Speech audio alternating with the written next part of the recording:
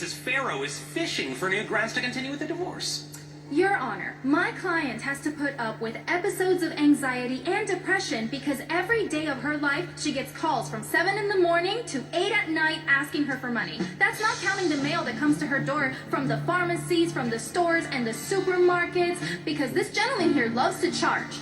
Hey guys, good to have you here. This is Esedemida. Thank you for logging on to my YouTube channel. So Passionistas, let's do a quick review on the last episode on Law of the Heart. Please, I did not comment and feedback in the comment section to aid us and make us do better, and also for interactive process. That would be very nice. Thank you. So let's do a quick one.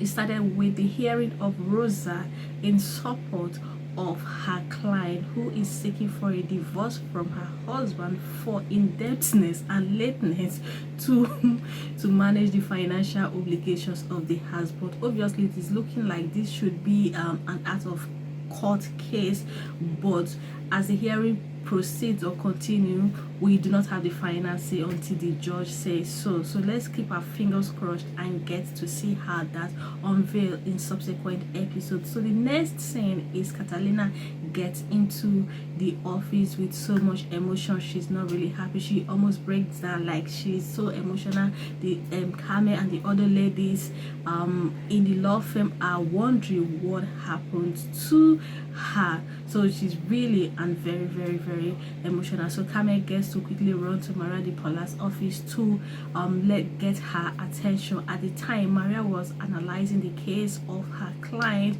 who wants to divorce his wife for physical assault, that she's been assaulting him. She does that a whole lot. So they're just trying to analyze, though there are no evidences on that case, but the judge has approved it. So for that, she's very sure that they will have a headway. On the other end, Marcus for finding solutions on how to get Luisa, so that Marcus is doing that on the other end of it. So eventually Catalina gets to see Carmen, Julia and Maria de Paula. They get into the office and she explained the real gist to them, how everything happened, though they are surprised, but of course they still had to sympathize with her and show a lot of empathy on her. She's really not so feeling, she's really feeling not so emotional, but she just want to be in the office for the rest of the day. So Elias gets into the office real happy. Of course he should be happy at this time. Finally he's got her bride back, or the wife back, so that calls for a lot of celebration if you ask me. So the next one is Alfredo comes to Catalina's office. So he sees Carmen there and walks in. On sighting him, Catalina hid under her table, like she would not cease to surprise me, and God caught her. Like when she thought Alfredo had gone, I was asking Carmen, then she stood up and she had to explain that she was very embarrassed. That was the reason why she had to do that too.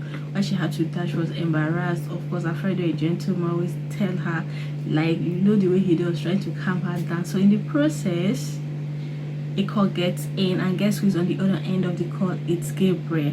And babe, now she has womaned up. Like she gave her just the same way he did to her in like the previous episode, the last time they had a conversation. So she gives it back to him, like he wanted them to go out and all of that, but she's not ready. She also says she has a date and she's not ready to do any of that with, like, hey, I was even surprised. I thought she would be all over the place being happy that Gabriel had finally called her. So Alfredo gets to ask her who the person is, and she started ranting like, hey, so if he was there, this wouldn't have happened to her. So Alfredo is very surprised, and you know what he did eventually? He had to quickly get away from her to his office, so he has other things to do. So Nick gets to see Pablo at the clinic, and coincidentally Nick knows someone in the clinic, so they're trying to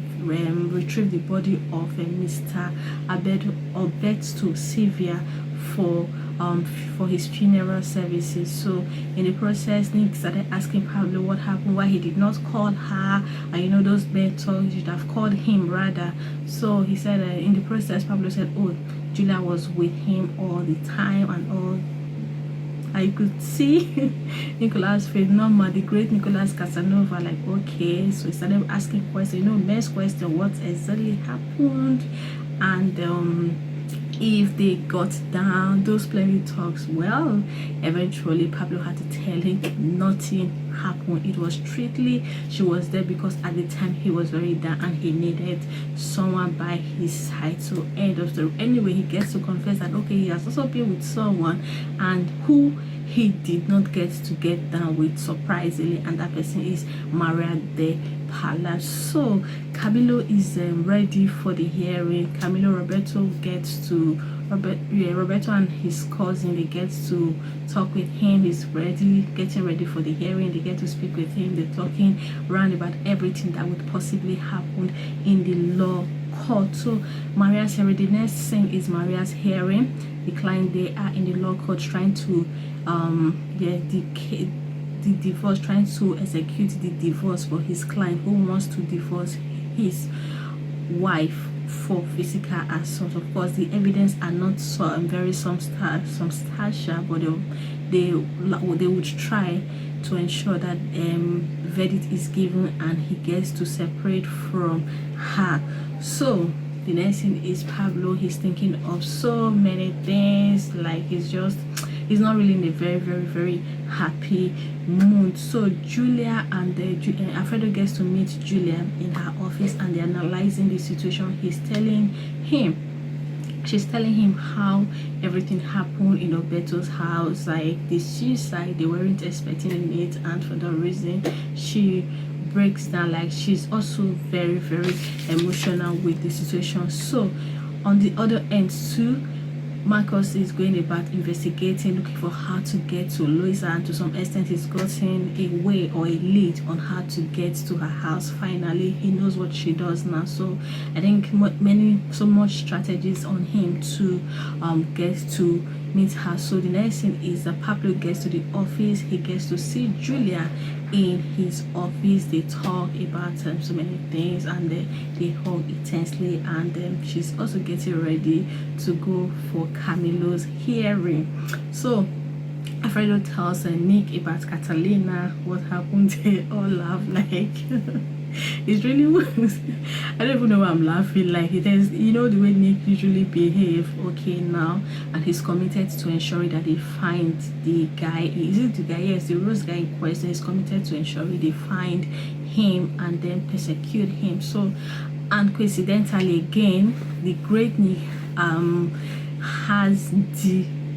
knows the people or the owners of the hotel and restaurant, so that would facilitate every investigation they want to do or they're committed to do on that. So eventually Marcus gets to see Luisa, yes, and he tells her he wants perfume for his first day anniversary. So they're talking about business perfume. So in the process he gets to take pictures of her unknowingly to her. So that pictures will definitely help her really to ascertain if she is the one or not. So I feel to some extent, so he's done all of his findings and then he's out of her house. He's so happy with himself, though he had to spend money in getting a perfume he never planned for, but he's happy so far with his findings, and he hopes that this would aid or help in